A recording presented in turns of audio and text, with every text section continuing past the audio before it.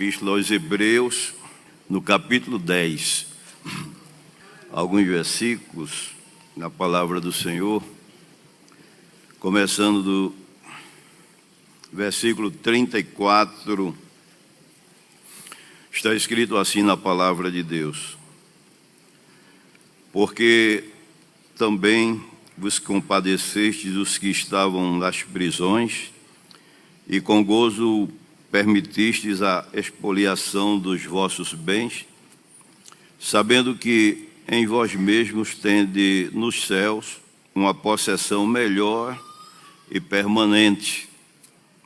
Não rejeiteis, pois, a vossa confiança, que tem grande e avultado galardão, porque necessitais de paciência, para que depois de haverdes feito a vontade de Deus, possais alcançar a promessa.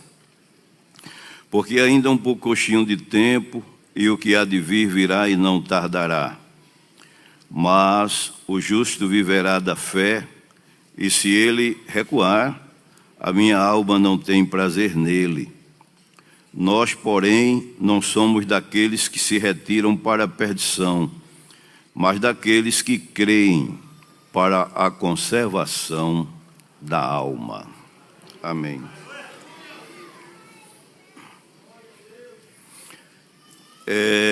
Quando lemos a carta, a epístola aos Hebreus, a gente vê que essa epístola está muito direta aos aspectos do sofrimento e perseguição da igreja do Senhor, os servos de Deus, e a gente vê claramente isso nos capítulos 10, 11, 12 de Hebreus. E ele faz aqui nesse versículo 34 uma referência aos irmãos prisioneiros, além dos que sofreram a expoliação dos bens, as posses pela perseguição, preferindo as riquezas, os bens celestiais. E a gente vê que em todo o tempo a igreja do Senhor Jesus, o povo de Deus, passou por momentos escuros, como estes que vemos aqui na exposição da carta aos Hebreus. Martírios, confiscação de bens, prisões, perseguições. Cumprindo-se o que Jesus disse: no mundo tereis aflições. Tende bom ânimo, eu venci. No versículo 35, a gente vê alguma recomendação aqui que se identifica muito com a vida do cristão. A gente vê aqui 34, perseguição. No versículo 35, a gente vê versículo 35, a recompensa pelo fato de acreditar, de ter confiança em Deus. No verso 36, a gente vê que ele aponta para a importância da necessidade de paciência. Nesse mesmo versículo, ele fala de uma coisa muito importante, que é a vontade de Deus na vida do crente. Verso 37, ele fala do fôlego da paciência, que dá para ir, que é o combustível que dá para ir esperando e alcançar as promessas de Deus. Ele usa a expressão de poucochinho de tempo. E o que há de vir virá e não tardará. O verso 28, versículo 28, ele usa aquela regra que Deus estabeleceu para que possamos, aprumados e espiritualmente alinhados, chegarmos no céu, que é a fidelidade, quando ele diz, mas o justo viverá da fé. E se ele retroceder, a minha alma não se compraz nele, não tem prazer nele. E no versículo 39, aí ele fala da importância e do perigo da apostasia. Quando ele diz da importância da perseverança e do perigo da apostasia, quando ele diz assim, nós, porém, não somos daqueles que se retiram para a perdição, mas daqueles que creem para a conservação da alma. Porque isso já é comum, que muita gente aceita o caminho do Evangelho, abraça a fé, mas por um tempo, e logo depois se retira para a perdição, como a Bíblia mostra o exemplo de alguns que assim fizeram, como Judas, como Saul, que no final da sua vida terminou na bússola de uma feiticeira, apontando para ele a direção de sua vida, entre outros, que a Bíblia fala no Novo Testamento de Alexandre, o latoeiro, e outros que amaram o presente séculos e assim deixaram a perseverança na fé. Mas a gente aprende aqui algumas coisas com o escritor aos Hebreus, primeiro pela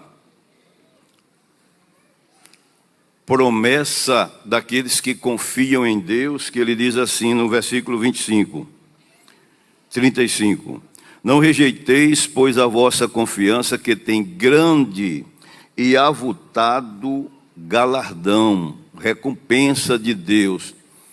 A confiança que a gente tem em Deus, ela não é por acaso, porque isso tem uma recompensa, a Bíblia chamou de grande e avultado galardão. Aqui no versículo 35, por quê?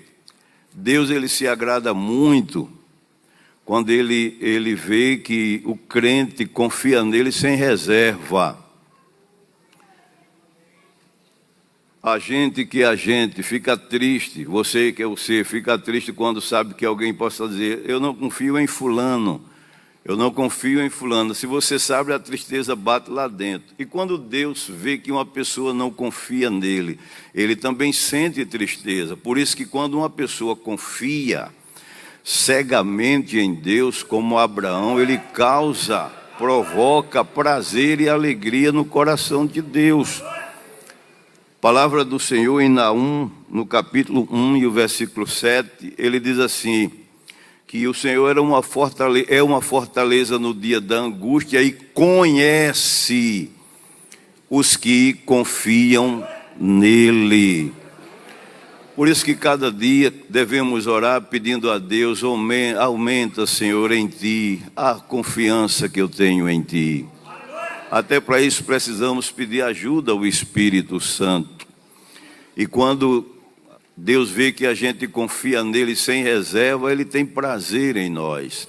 Ele se deleita em nós. Apocalipse, no capítulo 3 e o verso 10, ele usou aquela expressão, como guardaste a palavra da minha paciência, eu também te guardarei da hora da tentação que há de vir, para tentar sobre todos que habitam na terra.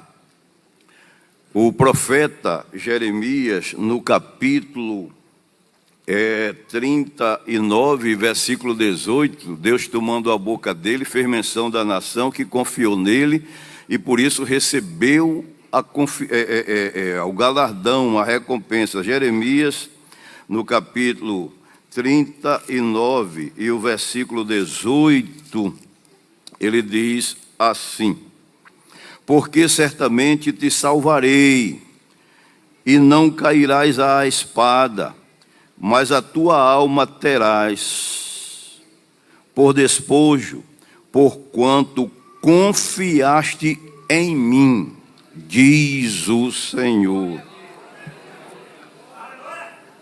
Por isso que Deus se deleitou em Jó, apesar do caminho por onde ele passou. Mas um dia, quando Satanás estava dando uma volta pelo espaço sideral em algum canto, que encontrou-se com Deus, aí Deus deu aquela carta de recomendação de Jó. Tens observado o meu servo Jó, homem temente, sincero, e que se desvia do mal? E Jó passou por todo aquele caminho de escuridão, de provação, mas a gente vê o quanto ele confiava no Senhor. Ele chegou a dizer que esperava em Deus, mesmo morrendo. No versículo 36, a gente ainda aprende aqui alguma coisa, quando ele diz assim, aqui na palavra do Senhor: porque necessitais de paciência, para que depois de haver desfeito a vontade de Deus, possais alcançar a promessa. Nesse versículo vemos Deus atrelando aqui a sua vontade à paciência do crente, mostrando ser isso uma virtude e uma necessidade de cada crente, quando ele usa a expressão porque necessitais de paciência. Tiago, ensinando a igreja do Senhor Jesus, ele apontou para a vida do agricultor para comparar a paciência que cada crente deve ter. Por que é importante a gente passar por esse ponto aqui, não muito apressado? Porque a gente vive no mundo das pressas, no mundo da inquietação, no mundo do logo, no mundo do já, no mundo de eu quero já pronto, eu quero já feito, e isso contraria os princípios divinos. Deus, ele faz tudo dentro da naturalidade, das coisas naturais como ele traçou. Tem alguma coisa que Deus tem pressa por fazer, mas nos contextos que eu estou falando, Deus nunca vai se estressar com nada. Eu quero logo, eu quero fazer, eu quero nada disso. Primeiro que ele é soberano. Tudo que ele quer fazer, ele faz. Chama a existência as coisas que não existem, como que se já existissem, elas aparecem. Se chegar antes de Lázaro morrer, chegou na hora. Se chegar Lázaro morrendo, chegou na hora. Se chegar Lázaro fedendo, já enterrado, chegou na hora. Por isso que Deus não vai se estressar. Quem se estressa sou eu. Quem se estressa é você. Mas você veio ouvir a palavra de Deus aqui dizendo: porque necessitas de paciência. Tiago, no capítulo 5, e o versículo 8, ele nos diz assim: sede, pois, irmãos, pacientes até a vinda do Senhor. Aí ele aponta para o agricultor quando ele diz: eis que o lavrador espera o precioso fruto da terra, aguardando-o com paciência, até que receba a chuva temporã e a seródia. Sede vós também pacientes, fortalecei o vosso coração, porque já a vinda do Senhor se aproxima. O agricultor, ele tem que ser paciente, porque a natureza para produzir o seu fruto tem o seu ciclo normal e natural. Tem a chuva, a seródia, tem a temporã, tem as estações do ano. E ali vai acontecendo como Deus traçou. A tecnologia hoje apressa as coisas. É hormônio, é agrotóxico, é tanta coisa que às vezes o fruto vem logo, e às vezes por conta disso há uma generalidade de enfermidades que está espalhada nas pessoas, na humanidade, por conta de querer mudar as coisas natural como Deus fez. Banana amadurecida no carbureto é diferente de uma banana natural. O gosto é diferente. Tudo que Deus faz é perfeitíssimo. Aí ele aponta aqui para a paciência do agricultor, mostrando com relação à nossa paciência, com relação às coisas desta vida. Aí ele diz aqui também no mesmo capítulo, Tiago 5, no versículo 11, ele aponta para o exemplo de Jó, quando ele diz assim: eis que temos por bem-aventurados os que sofreram. Ouvistes qual foi a paciência de Jó? E viste o fim que o Senhor lhe deu? Porque o Senhor é muito misericordioso e piedoso. Aí fora tem um adágio que diz que a esperança é a última que morre. Crente não se afina com esse dito popular, porque o crente diz como Jó disse: ainda que ele me mate, eu vou ficar na espera. Eu vou ficar esperando por ele. Quando a gente vem a esta casa, que se assenta no Arraial Santo para ouvir a palavra de Deus, claro que a gente vem ouvir Deus aprumando as nossas decisões, as nossas ansiedades, os nossos desejos, através da sua palavra. Romanos capítulo 15 e o versículo 5, ele coloca Deus como o exemplo máximo de paciência. Romanos 5, 15 e 5, cara, ele diz assim: ora, o Deus de paciência e consolação vos conceda o mesmo sentimento uns para com os outros, segundo Cristo Jesus. O Deus de paciência. Às vezes, algumas pessoas acostumam dizer assim: minha paciência já acabou, ou com um propósito, ou com alguém. Talvez você que está aqui no culto já disse isso alguma vez. Minha paciência já acabou com fulano. Já acabou com fulano. Já pensou se a paciência de Deus já tivesse acabado contigo? Deus tem uma paciência com você.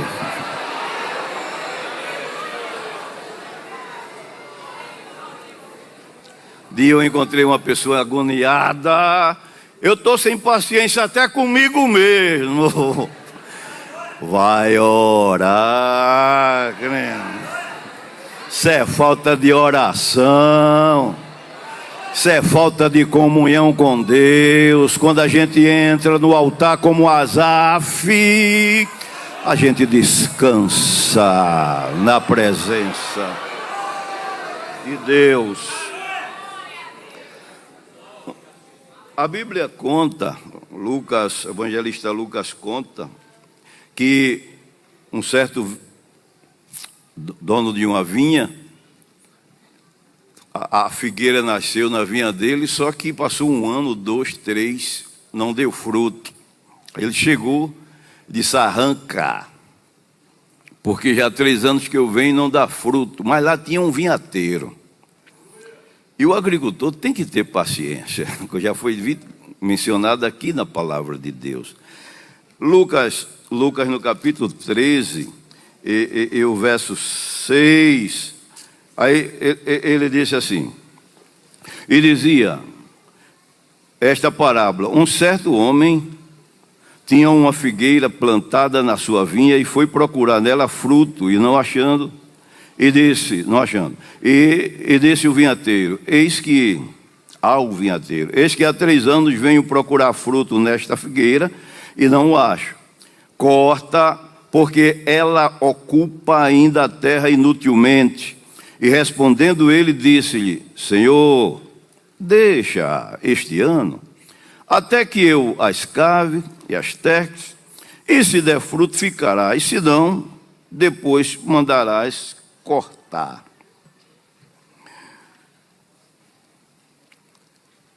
Interessante. Lá tinha um vinhateiro. A figueira não dava fruto e aquele homem, dono da vinha, se arranca. Mas o vinhateiro disse: tem só um pouquinho mais de paciência. Mais um ano, eu vou fazer um tratamento nela. Eu vou estercar, vou podar, vou cuidar. Se esse ano não der fruto, então, meus irmãos, a nossa felicidade é porque o vinhateiro toma conta dessa vinha. Porque tem cada crente que dá um trabalho a Jesus. A nossa e a sua felicidade é porque Jesus disse, ele mandou o Espírito Santo. O Espírito Santo tem a figura do vinhateiro. Ele disse: eu vou, mas não vou deixar vocês órfãos não. Eu vou enviar outro Consolador, que estará convosco e em vós. Aceita Jesus, passa 1 ano, 2, 3, 10, uma inércia, espiritualmente fica na estaca zero, não cresce na graça, no conhecimento, na oração, não dá fruto. Aí chega a hora que Deus diz: não dá mais certo, Deus é justo. Aí vem o Espírito Santo e diz: Pai, Deus, me dá só um tempinho que eu vou dar um trato nele. Eu vou dar um trato nela. Como foi bom Jesus ter mandado o Espírito Santo para cá. Aí sai preparando o terreno, fofando a terra, umedecendo a terra, começa a podar as folhas secas, os garranchos secos. E se a árvore pudesse falar, nenhuma árvore queria ser podada. Porque quando poda, ela sente. Nenhuma árvore queria ser podada, mas o agricultor sabe do mistério. Chega lá naquele galho seco, naquela folha amarela: vem cá.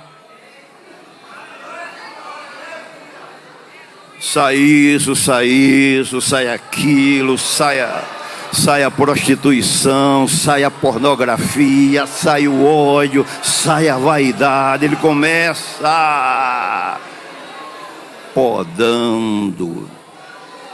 Depois da podação, do preparo, a pessoa começa a tomar novo vigor, nova vida espiritual. Tem pessoas na igreja hoje que alguém olha e diz assim: quem era fulano? Eu encontrei mesmo em uma das congregações aqui que era faca, era tiro, era cachaça, era droga, todo mundo. Esse aí, ninguém. O pai não queria, a mãe, a esposa deixou, o filho não queria ninguém. Aí quando um dia eu encontrei ele na igreja, com a bolsa cheia de literatura. Eu olhei, aí ele olhou para mim e fez: sou eu mesmo. O Espírito Santo é o vinhateiro. Aleluia. Que às vezes, irmão, tem barro que... Eu trabalhei um tempo no sertão. Às vezes eu ia olhar alguém fazer quartinha, aquele negócio, e tinha uns barros separados lá, meio preto, meio escuro. Eu dizia: aquele barro ali. Ele dizia assim: aquele não presta não, serve para aterro. Eu disse: por quê? Porque eu já tirei a parte que presta. Aquele ali não dá quartinha, não dá tijolo, não dá nada, não dá nada. Aí eu me lembrei de Jeremias 18, do oleiro, que ele pega um barro que não presta para nada, não dá nada, Aí ele traz, vem cá para minha olaria, vem para minha mão. Tem barro aqui que não prestava para nada, você não dava nada. Mas o oleiro é bom. Aleluia! Pegou esse barro ruim, que aqui está, que aí está, e começou a trabalhar. O vinhateiro disse ao dono da vinha: deixa comigo, eu vou preparar, eu vou estrumar, eu vou estercar. Tem paciência com aquela filha. Estruma com oração, com a palavra, com jejum. Tem paciência com aquele filho. Tem paciência com aquele marido ruim. O oleiro é bom. Tem paciência com aquela mulher que mata na unha, difícil. O oleiro é bom.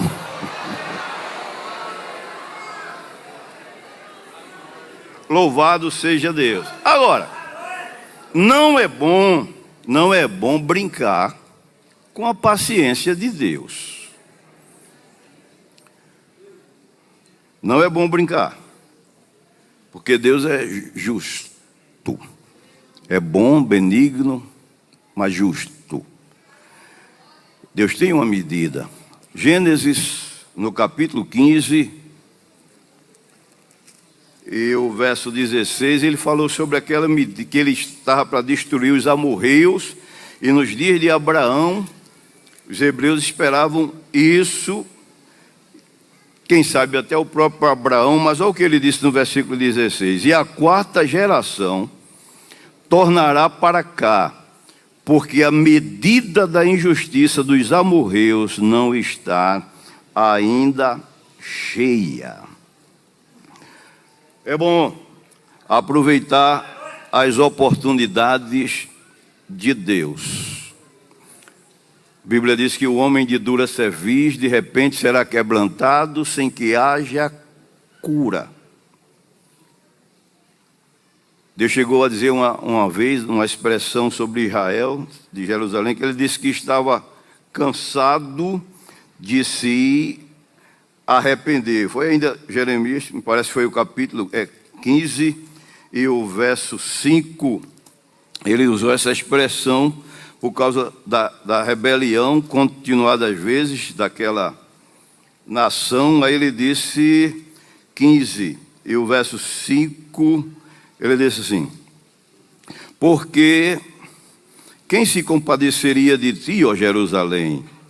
Ou quem se entristeceria por ti? Ou quem se desviaria a perguntar pela tua paz? Tu me deixastes, diz o Senhor, voltaste para trás, por isso estenderei a mão contra ti e te destruirei. Estou cansado de me arrepender. Ou seja, a pessoa vai: Deus, eu agora vou me ajeitar, vou me aprumar, me perdoa, está perdoado. Daqui a pouco, de novo, não canse. Deus não se cansa, mas nesse aspecto que eu estou falando, cansar a paciência de Deus é brincar com a paciência de Deus. Aqui aperta um pouquinho, porque muita gente só quer falar na bondade, na beneficência, na paciência de Deus. Estou esperando por você, mas não brinque não com a paciência de Deus não, que Deus tem uma medida. Vamos passar mais à frente. Aí ele atrela essa paciência à vontade dele quando ele diz: porque necessitais de paciência para que depois de haver desfeito a vontade de Deus, possais alcançar a promessa. Outra coisa importante na nossa vida, a vontade de Deus. A Bíblia aponta para a vontade de Deus, mas sempre precisando orar, pedindo clareza, muitas vezes, dessa vontade, porque às vezes ela fica opaca na nossa vida, e a gente fica sem uma certeza, uma convicção daquilo que Deus tem, que quer para a nossa vida. Rapidamente, mostrando na palavra de Deus, Colossenses, no capítulo, confirmando a palavra, Colossenses no capítulo 1 e o versículo 9 e 10, nos diz assim a palavra de Deus.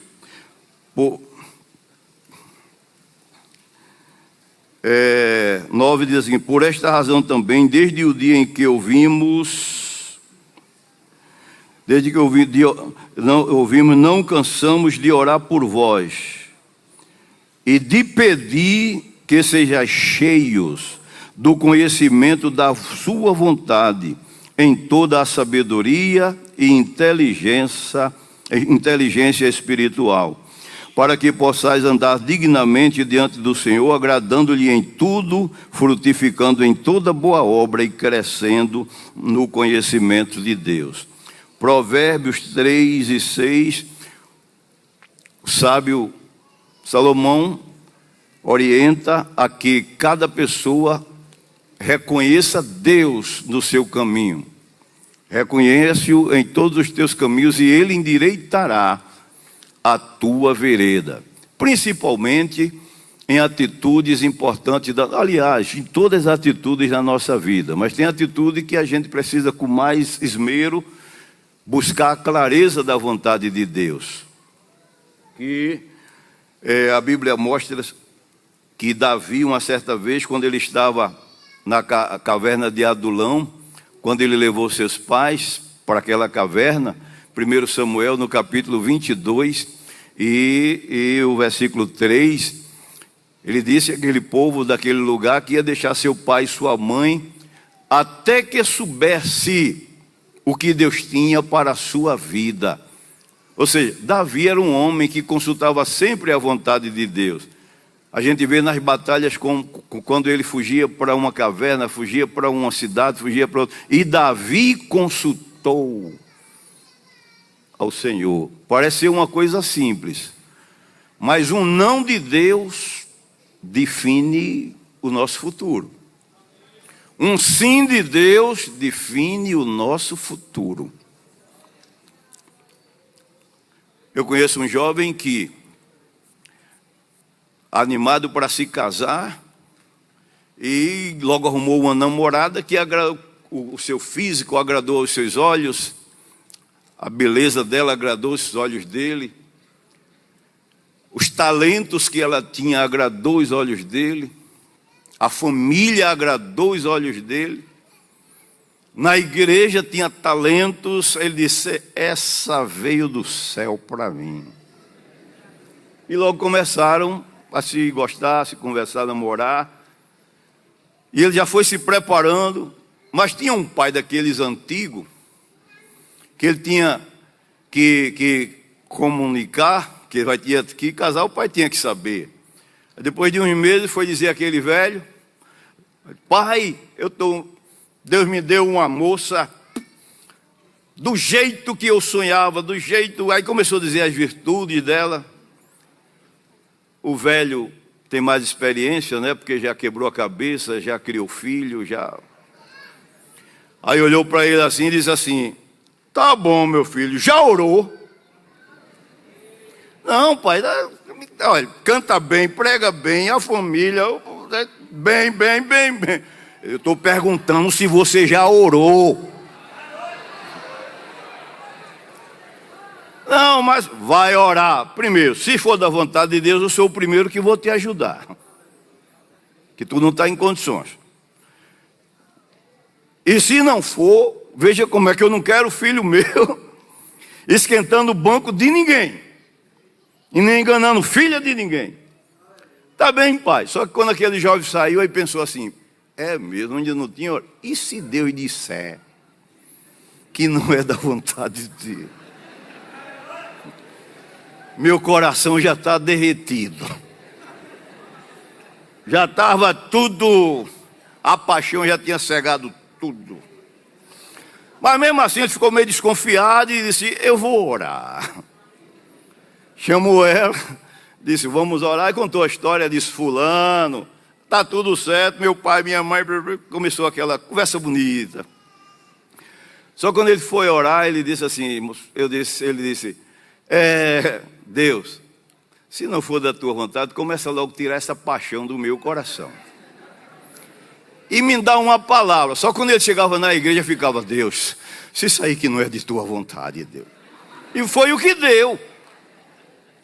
Chegou numa oração da mocidade, estava aquele Pentecostes, aí ele disse, eu não vou entrar, porque pode ser que Deus brade aí e diga que ela não é para mim.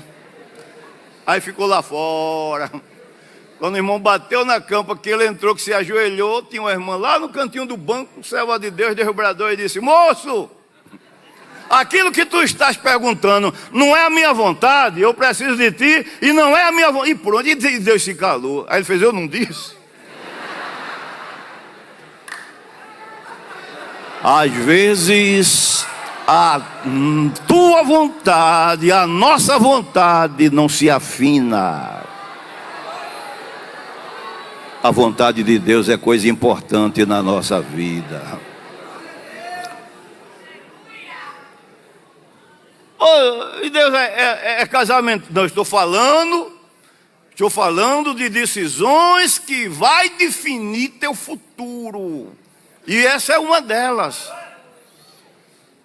Os dois choraram, a família chorou, mas tu fica lá, eu vou para cá, vou morar, e terminou. Deus deu a outra, ele deu.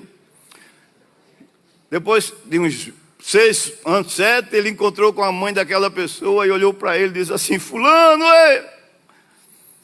eu quero agradecer naquele dia, fiquei com raiva de você, mas Deus foi quem estava certo. Se você se desviou no cabelo, está fumando, porque se a pessoa permanecer da igreja, Deus ajuda. Mas se a pessoa se desviar, Deus respeita o livre-arbítrio da pessoa. E quando ele soube daquela situação, caiu de joelho chorando e disse, Deus me perdoa.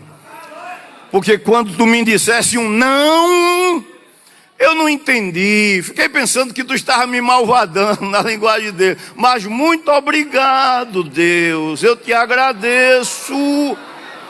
Quero aproveitar para dizer que você que está ouvindo aqui a palavra de Deus, Deus tem vontade própria. O não de Deus pode definir o teu futuro. E Romanos 12:2 diz que toda a vontade de Deus, ela é boa, é perfeita e é agradável. Vai recebendo já a palavra de Deus nesta noite. Porque necessitais de paciência, para que depois de haver desfeito a vontade de Deus, possais alcançar a promessa. Êxodo 33:13, Moisés, não vou ler por conta da hora, mas Moisés, ele disse, Deus, se eu tenho achado graça aos teus olhos, me revela, me mostra os teus caminhos. E no Salmo 103:7 diz que Deus fez notório os seus caminhos a Moisés. Às vezes a gente vai pedir as coisas a Deus e não recebe a resposta, porque a gente quer adequar a vontade de Deus à nossa, quando deve ser o contrário. A palavra de Deus na primeira epístola de João, no capítulo 5, e o verso 14, olha o que nos diz a palavra de Deus. E esta é a confiança que temos nele, que se pedirmos alguma coisa segundo a sua, ele nos ouve. Que às vezes a nossa vontade contraria a vontade de Deus. E às vezes a vontade de Deus não se harmoniza com a minha, com a sua, com a nossa. Agora, quando a gente pede uma coisa que já está no coração dele, ele nos ouve e acontece. Porque ele diz assim, nos pede, que pede segundo a sua. Deus tem vontade própria. Mateus no capítulo 8, e o versículo 2, eu acho interessante aquela história que ele conta do leproso, que saiu no meio de não podia entrar na multidão, mas não sei como ele estava por ali. Que quando Jesus desceu do monte, ele correu, jogou-se aos pés de Jesus e começou a adorar Jesus. Mateus diz o leproso. Lucas, o médico, dá um detalhe maior do diagnóstico da doença. Em Lucas capítulo 5, 12, diz que o corpo dele já estava cheio de lepra. Ou seja, já era uma carcaça humana descartada da família, da sociedade, pelo rito judaico. Quando cheio de lepra, certamente ele estava todo mutilado, que é aquela lepra que passa a mão na orelha, a orelha cai e a pessoa não sente. Vai procurar o dedo caiu e a pessoa não sente, o dedo do pé da mão, vai se mutilando. E aquele leproso, quando viu Jesus, ele correu, esqueceu aquela proibição sanitária que tinha que ficar de longe e dizer, leproso, leproso. Ele esqueceu disso, era Jesus. Aí ele correu, jogou-se lá e começou a adorar. Jesus já tem um coração, o coração do mestre é compassivo. Ficou esperando ele adorar, certamente naquela hora o coração de Jesus já estava olhando para aquela carcaça humana, com desejo, com a vontade de ajudá-lo. Quando ele terminou de adorar, ele não exigiu a cura a Jesus. Ele não decretou, como alguém diz assim, decreto a cura. Vai decretando para ver se chega. Ele adorou, depois que adorou, olhou para o mestre e disse assim, se tu quiseres, ou seja, se for a tua vontade, tu bem pode me limpar. Jesus já estava com vontade e disse, eu quero ser limpo. E na hora a lepra desapareceu. Jesus disse, cala a boca, vai. Que o sacerdote é quem dava o diagnóstico da verdadeira cura da lepra. Faça como orientou Moisés, para que o sacerdote te dê o testemunho verdadeiro. Mas ele saiu limpo dali. Por quê? Se pedires alguma coisa segundo a sua vontade, ele nos ouve, ele nos concede. Agora, tem algumas vezes que a vontade de Deus contraria a nossa. Tem um hino que a gente canta na Bíblia, 432, que a gente canta com denodo, com alegria. É aquele hino que diz, minha vida seja assim. Aí tem uma estrofe que diz assim, toma, ó Deus, o meu querer, faze o teu, ó Salvador. Hoje habita no meu ser, enche-me do teu. A minha alma lava, Salvador, no teu sangue puro carmesim. Minha vida toma para ser Senhor tua para sempre, sim.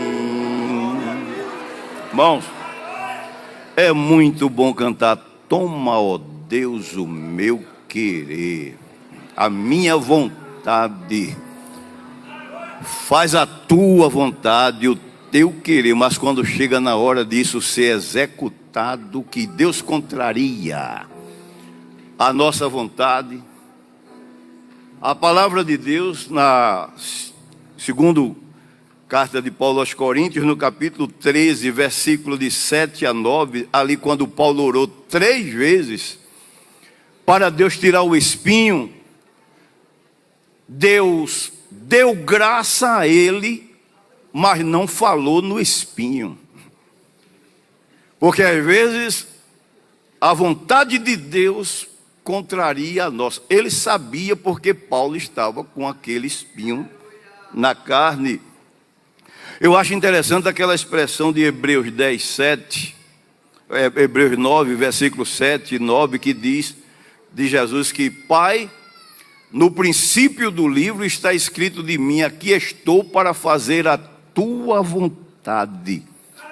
Mas Jesus humanizado, quando chega no jardim do Getsêmani, Marcos 14, 32, ele faz aquela oração: meu Pai, todas as coisas te são possíveis. Se possível, passa de mim este cálice, sem que eu beba. Passa de mim este cálice. Contudo, seja feita a tua e não a minha. Às vezes a vontade de Deus custa-nos um preço.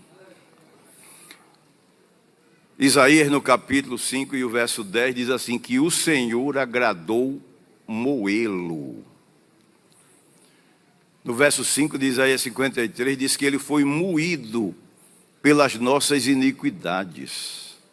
O castigo que nos traz a paz estava sobre ele. A vontade de Deus, ela às vezes é penosa para nós, mas o seu futuro é brilhante.